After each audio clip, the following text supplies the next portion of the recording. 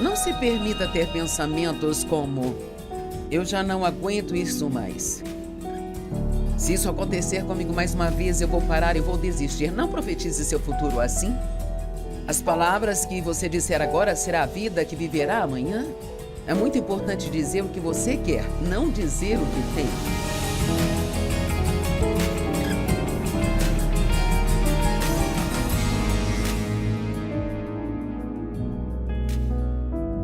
Obrigada por estar conosco hoje no Desfrutando a Vida Diária. A palavra de Deus nos ajuda a fazer exatamente isso. Ela nos ajuda a desfrutar cada dia da nossa vida. Eu passei muitos anos, mesmo sendo cristã, sem desfrutar minha vida, porque eu realmente não conhecia a palavra. Eu não estava aplicando a palavra à minha vida. E para desfrutar a vida, temos que aprender a fazer as coisas do jeito de Deus, não do nosso. Nos últimos dias, tenho falado com você a respeito da mente, o poder dos nossos pensamentos, de como nossos pensamentos determinam as nossas palavras e afetam nossas emoções, afetam nossas ações. E de fato eu quero ler isso aqui para você. O que quer que você tenha na mente tenderá a ocorrer na sua vida. Se você continuar acreditando naquilo que sempre acreditou, você vai continuar sendo do jeito que você sempre foi. Se você continuar a fazer o que você sempre fez, vai continuar a receber o que sempre recebeu. Se você quer resultados diferentes na sua vida ou no trabalho, tudo o que precisa fazer é mudar a sua mente. Isso é de um autor anônimo, não sei quem foi, mas achei muito bom. Em outras palavras, muitas pessoas querem mudança. Você ora por mudança, não sei como pensamos que a mudança virá, mas não vai ser magicamente. Deus não vai fazer vapt-vupt e tudo vai mudar. Tem sempre algo que Deus precisa nos mostrar, que nós precisamos fazer e Ele nos dará a graça para fazer. Deus não faz tudo por nós, Ele faz as coisas através de nós. Não podemos fazer nada sem Ele, sabe? Mas Ele não faz a nossa parte. Sempre digo que somos parceiros de Deus. Ele tem a parte dele e nós temos a nossa parte. Não posso fazer a parte dele e ele não vai fazer a minha parte. Agora, há vários anos escrevi um livro chamado Pensamentos Poderosos. E é um livro sobre ensinar as pessoas a pensar as coisas de propósito. E é realmente sobre isso que temos falado nos últimos dias, como você pode pensar as coisas de propósito. Não tem que pensar em tudo que vem à sua cabeça. Você pode pensar as coisas de propósito e você deve pensar de acordo com o que você quer ter na sua vida, sabe? Não de acordo com o que você tem. Talvez você não goste de suas circunstâncias agora, então só pensa nelas o tempo todo e fala delas o tempo todo. Pensa nelas, fala delas, pensa nelas, fala delas. Quer saber, elas vão ficar exatamente do jeito que estão. Mas se você quer que suas circunstâncias mudem, você ora e pede a Deus para trabalhar em você nesta área. E então você renova sua mente nesta área e você muda a maneira como você fala. Então, neste livro, nós temos um programa que nós queremos que as pessoas sigam. E, claro, oferecemos o livro no final do programa, mas é um programa, tem 12 do que chamamos de pensamentos poderosos. 12 pensamentos que podem mudar a sua vida e nós encorajamos as pessoas a lerem o livro até o final e depois voltar e pegar o primeiro pensamento de poder e meditar sobre ele por uma semana. Coloque pequenas placas na sua casa de papel escritas, com letras grandes, esses pensamentos de poder, qualquer coisa que esteja sempre na sua frente para te manter lembrado disso. E quanto mais tempo você pensar em algo, sabe, mais você vai reter aquilo. E na outra semana você passa para o próximo, você faz isso por 12 semanas e então nós recomendamos que depois de 3 meses volte e comece tudo de novo. Então no final de um ano você terá passado pelo livro 4 vezes e você vai começar a reter isso. E não apenas se lembrar por 5 minutos, mas isso vai se tornar parte de você. Quanto mais você medita na palavra e quanto mais pensa sobre ela, mais ela se torna parte de você e se torna um novo hábito. E assim você nem precisa fazer um esforço para fazer isso. Isso se torna algo natural. E então, o primeiro pensamento de poder sobre o qual vamos falar é um que acho muito importante, chamado "Eu posso fazer o que eu preciso fazer na vida através de Cristo". Tem tantas pessoas que dizem, eu não consigo, eu não posso. E uma das desculpas é que é muito difícil. Não posso porque é muito difícil. Bem, Deus diz em Filipenses 4:13, eu tenho força para todas as coisas em Cristo que me capacita. Estou pronto para qualquer coisa e igual a qualquer coisa através daquele que infunde força interior em mim. Sou autossuficiente na suficiência de Cristo, Filipenses 4:13. Então pense nisso. Eu digo que milagres vêm do conseguir e não do eu não consigo. Vamos tirar o eu não consigo do nosso vocabulário e dizer eu posso todas as coisas através de Cristo que me fortalece. Sabe, quando você tem um desafio que não está esperando, não diga eu não consigo suportar isso, não consigo fazer isso, eu não consigo aturar, eu não consigo mais lidar com isso, porque a Bíblia diz que Deus nunca permitirá que venha sobre você mais do que possa suportar, mas com cada tentação Ele também fornece a saída. Então, o que quer que surja em seu caminho, você pode lidar. Caso contrário, isso não viria na sua direção. Deus não vai permitir que venha sobre você mais do que possa suportar.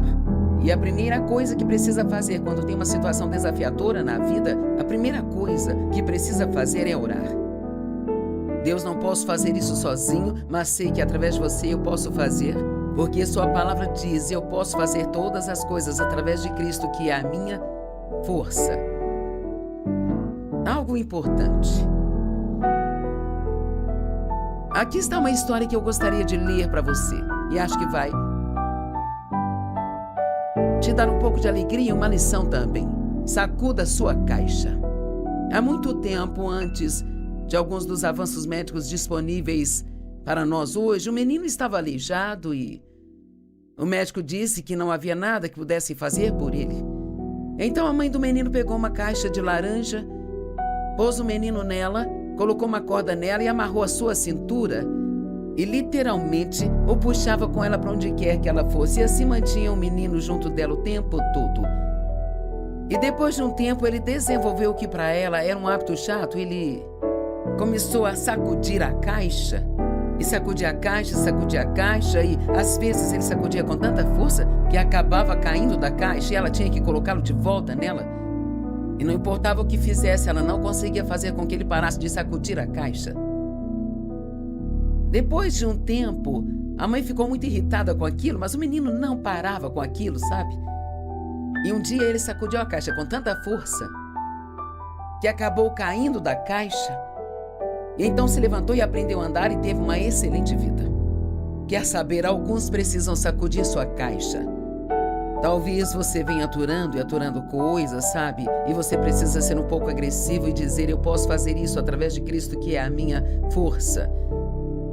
Aquele garotinho fez algo que os médicos não acreditavam que poderia acontecer.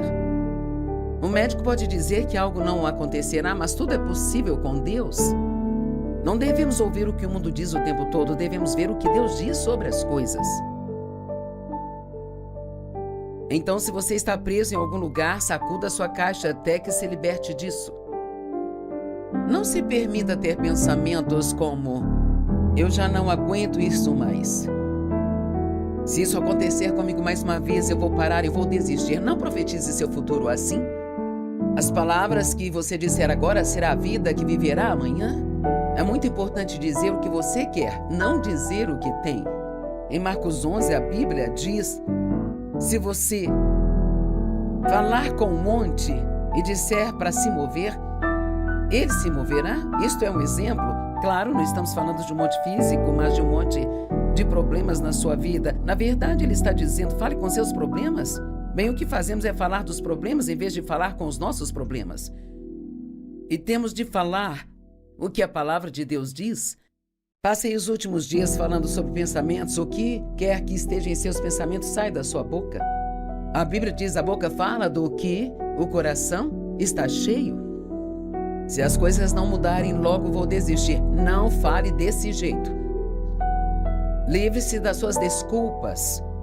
Quando surgem coisas que são desafiadoras para nós ou novas que nunca fizemos ou que não queremos fazer, acabamos dando desculpas. Bem, aqui estão algumas desculpas que damos. Isso vai ser muito difícil, esta é a primeira vez, é muito difícil. Sabe no que eu acredito? Acredito que somos ungidos para coisas difíceis. Eu creio que, como filhos de Deus, podemos fazer coisas através dele que ninguém mais poderia fazer. Outra desculpa é: eu não tenho tempo. Eu não tinha planejado isso hoje. Quer saber? Várias coisas surgiram na vida de Jesus que ele não planejou. Precisamos ter a capacidade de nos adaptar e ajustar e estar prontos para qualquer coisa. Para qualquer coisa, não importa o que seja. Eu tenho uma filha que é muito flexível. E eu ligo para ela e eu digo: o que vai fazer hoje? Ela diz: o que você precisa que eu faça? Ela trabalha para mim, me ajuda com muitas coisas. Eu sou tão grata pela flexibilidade dela com a vida. O meu marido também é muito flexível e isto é muito bom para mim, porque eu não sei ser uma pessoa tão flexível, sabe? Sou muito assertiva com a forma como eu quero que as coisas sejam e nem sempre fico feliz se elas não forem do jeito que eu quero. Graças a Deus, através da palavra e da ajuda do Espírito Santo, eu estou mudando. E já mudei muito, ainda tenho muito a percorrer, mas vou continuar a mudar, sabe? Eu não planejei isso hoje. Eu não vejo como isso vai funcionar. Essas são outras desculpas. Não tenho vontade. Cara, esse é um grande problema. Eu tenho muitos problemas pessoais para me envolver nisso agora, sabe? Não sei como posso fazer isso. Eu nunca fiz isso, nem conheço ninguém que já tenha feito isso, sabe? Bem, quem disse que você não pode ser o primeiro a fazer alguma coisa? Sabe, quando Deus me chamou para ensinar a palavra há 45 anos, havia poucas mulheres ensinando a palavra de Deus. Essa foi uma das coisas que as pessoas me disseram: as mulheres não fazem isso. Bem, por que Deus me chamou para fazer se as mulheres não fazem isso? Eu disse: as mulheres não fazem isso, e ele me lembrou que sabia qual era o meu sexo quando me chamou. E tenho feito isso há 45 anos, então acho que as pessoas estavam erradas e Deus estava certo. Deus usa quem Ele quer. Ele usou até uma mula para falar com o profeta uma vez. Tudo o que temos a fazer é estar disponíveis. Honestamente, você nem precisa ter tanta habilidade, só diz: Deus, aqui estou eu, envia-me. Eu quero fazer o que você quer que eu faça na vida.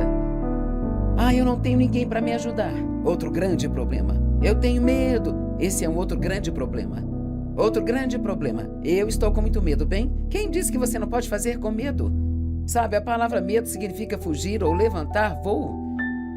Não é sobre você ficar nervoso, apavorado ou tremendo, suando. Medo significa fugir de algo. E coragem é, na verdade, agir diante do medo. Só porque você sente medo não significa que não pode fazer o que Deus está lhe pedindo para fazer. Sabe, teve muitas vezes que eu senti muito medo, mas apenas fui um pouco mais fundo. Eu fui em frente, fiz o que Deus me pediu para fazer. E é incrível o que você pode fazer se não deixar o medo te parar. E esse é exatamente o propósito do medo: parar você, te impedir de seguir em frente na vida. O segundo pensamento do qual falaremos é: Deus me ama incondicionalmente. Cara, se você sabe o quanto Deus te ama, isto te dá confiança e também te dá coragem. Acrescenta alegria à sua vida. Deus te ama incondicionalmente. A Bíblia diz lá em Efésios que, assim como em seu amor Ele nos escolheu, e na verdade nos escolheu para si mesmo, para sermos seus em Cristo. Deus propositadamente te escolheu. Ele não ficou preso a você de propósito. Não ficou preso com você sem poder fazer nada. Deus escolheu você para si mesmo. Ele tem um grande plano para a sua vida. Tem pessoas que precisam ouvir o que estou dizendo hoje. Deus tem um grande plano para a sua vida e você diz: bem, Joyce, eu acreditei nisso, mas eu cometi tantos erros e fiz tantas coisas erradas e acabei desistindo. Eu não acredito mais que algum dia terei uma vida boa. Cometi muitos erros. Bem, você está acreditando nas mentiras de Satanás, não no que a palavra diz. Porque a Bíblia diz que quando pecamos, se admitirmos nossos pecados e confessarmos, Ele não somente vai nos perdoar, mas levará nossos pecados para tão longe quanto o leste está do oeste. E veja isso, e Ele não se lembrará deles mais. Uau, isso é muito bom. Então, quando você ora e pede a Deus que te perdoe por algo, Ele te perdoa e esquece. Então, se você voltar no dia seguinte e falar com ele sobre isso, estará falando de algo que ele nem se lembra mais. Deus te ama incondicionalmente, isso não significa ver quantas coisas estúpidas podemos fazer de propósito, mas precisamos saber que Deus, Ele nos ama. Numa noite de inverno, uma mulher que foi levada perante um juiz por roubar um pão porque seus filhos estavam morrendo de fome, e o dono da loja quis apresentar acusações contra ela. Então o juiz a multou em $10, mas então ele pegou uma nota de $10 e pagou a multa dela. E ele disse a todos na sala que os multaria em 50 centavos cada um por viverem numa cidade e não tentar mudá-la, onde uma mulher tinha que roubar um pão para poder alimentar os seus filhos. E o total do que ele os multou chegou a $47, e ele se virou e deu esse dinheiro para aquela pobre mulher. Bem, podemos dizer que Jesus pagou a nossa multa. Ela pôde sair totalmente livre. As acusações contra ela foram retiradas. E sabe, quando Jesus morreu por nós, as acusações contra nós foram retiradas. Ele pagou a nossa multa, abriu as portas da prisão e tudo que precisamos fazer é sair de lá. Jesus pagou pelos seus pecados. Ele te redimiu. Ele te comprou de volta do inimigo. E sabe, sua conta está quitada. Você não deve nada a Deus. Sua conta está em equilíbrio e está tudo bem. O próximo pensamento de poder é: eu não viverei com medo. Não saia por aí dizendo: eu tenho medo disso, tenho medo daquilo, medo disso, medo daquilo. Mas Joyce, eu estou com medo. Pare de falar essas coisas. Comece a dizer: eu não terei medo. Se disser algo muito tempo, você começa a acreditar, e no minuto em que acredita, aquilo começa a acontecer na sua vida. Uma das formas pelas quais aprendemos a crer na palavra de Deus é declarando a palavra de Deus. Fala em voz alta, você acredita mais no que você ouve do que em qualquer outra pessoa, e então declare a palavra: eu não vou viver com medo. 2 Timóteo 1,7, porque Deus não nos deu espírito de medo, mas de poder, amor e uma mente sã. A Bíblia Amplificada diz que uma mente sã é uma mente calma e bem equilibrada, é uma mente de disciplina e autocontrole. E não é bom ter uma mente de disciplina e autocontrole? Quando pensamentos errados entrarem na sua mente, você pode se disciplinar e derrubá-los e escolher pensar em algo que vai te beneficiar na sua vida. Há pensamentos cheios de morte e pensamentos cheios de vida, e você pode ministrar vida a si mesmo, tendo bons pensamentos. E você pode ministrar a vida a si mesmo e a outras pessoas apenas dizendo coisas boas. Provérbios 18:21 diz: o poder da vida e da morte estão na nossa língua, e os que a satisfazem devem comer o fruto dela para a vida ou para a morte. Uau! Eu acho que é daí que vem a afirmação: você vai engolir essas palavras. Porque literalmente nos alimentamos das nossas próprias palavras, e esta tem sido uma parte muito importante da minha vida. Realmente aprender a falar a palavra de Deus. Muitos anos atrás, quando bem antes que eu ouvisse alguém ensinar sobre o poder da língua, eu era uma pessoa muito negativa, cresci em circunstâncias negativas, eu tinha sido abusada e maltratada. Me casei com o primeiro homem que apareceu porque achava que ninguém iria me querer, e ele abusou de mim por mais 5 anos, vadiando com outras mulheres, não trabalhava e nunca supriu a nossa casa. Então, quando eu tinha 23 anos de idade, realmente não conseguia me lembrar de algum dia ter sido feliz. E tantas coisas decepcionantes aconteceram na minha vida que eu acabei me tornando negativa. Cheguei ao ponto de pensar que se eu não acreditasse em nada, se não esperasse nada de bom acontecer, não ficaria desapontada por não acontecer. E eu já estava convencida de que coisas ruins aconteceriam antes de acontecerem. Isso é chamado de maus presságios na Bíblia. Todos os nossos dias têm se tornado ansiosos e miseráveis pelos maus presságios, por esperarmos algo ruim. Temos que acreditar que coisas boas, não coisas ruins, vão acontecer. Bem, Joyce, se eu acreditar que algo bom vai acontecer e aí não acontece, acredite no dia seguinte. E então, Deus começou a tratar comigo que eu precisava parar de ser tão negativa, e eu sentia que estava realmente me esforçando para ser positiva. eu, estava trabalhando nisso com o Senhor e eu estava tentando ser positiva e 6 meses depois achava que não tinha alcançado nenhuma mudança na vida. Então fiquei reclamando com o Senhor e eu disse, eu tenho sido realmente positiva e eu não tenho dito coisas negativas e nada mudou. E cara, Deus mudou minha vida com uma frase. E Ele disse, você não tem dito coisas negativas, mas você também não tem dito nada de positivo. E foi aí que aprendi sozinha, apenas comigo mesma e com Deus, o poder das confissões positivas. E não estou falando de um evangelho, declare, reivindique, no qual muitas pessoas ficam dizendo, eu vou ser um milionário, e aí você se torna um milionário um dia, sabe? Eu estou falando de confessar a palavra de Deus. Isso está em toda a Bíblia. Parte de meditar na palavra é sussurrá-la junto da sua respiração suavemente. Então precisamos declarar a palavra de Deus. Não sair por aí dizendo, tenho medo, eu tenho medo. Diga, eu não vou ter medo. Deus criou você para aventuras. Mas se você tem medo, você nunca terá nenhuma aventura. Sua vida será sempre monótona e chata. Se fizer a mesma coisa sempre, o tempo todo, ficará entediado com a vida. Aprenda a se antecipar. Quando pensamentos de medo vierem à sua vida, aprenda a se antecipar a eles. Nos Estados Unidos temos todos os tipos de medicamentos que podemos comprar livremente. No primeiro sintoma de um resfriado, podemos ir à farmácia e comprar isso e aquilo e mais aquilo outro e isto nos ajudará a nos livrar da gripe imediatamente. E para mim, se eu começar a ficar resfriada, tem algumas coisas naturais que eu tomo e uma das coisas que tomo é muita vitamina C para me livrar do resfriado. Precisamos fazer a mesma coisa com medo, temos que nos antecipar. E quando o medo tentar entrar, você tem que se antecipar e dizer não. Eu te peguei, o diabo está mentindo para mim e eu não vou ter medo. O que um homem pode fazer contra mim se Deus é por mim, quem pode ser contra mim? Você precisa estudar muitas dessas escrituras sobre não temer. Eu não temerei nenhum mal, disse o rei Davi.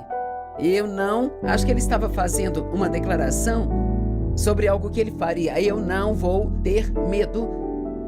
Se Deus é por mim, quem poderá ser contra mim? Eu posso fazer todas as coisas em Cristo, que é a minha força. Deus me ama incondicionalmente e eu não vou ter medo. Com certeza você já pode começar a ver a diferença que isso fará em sua vida.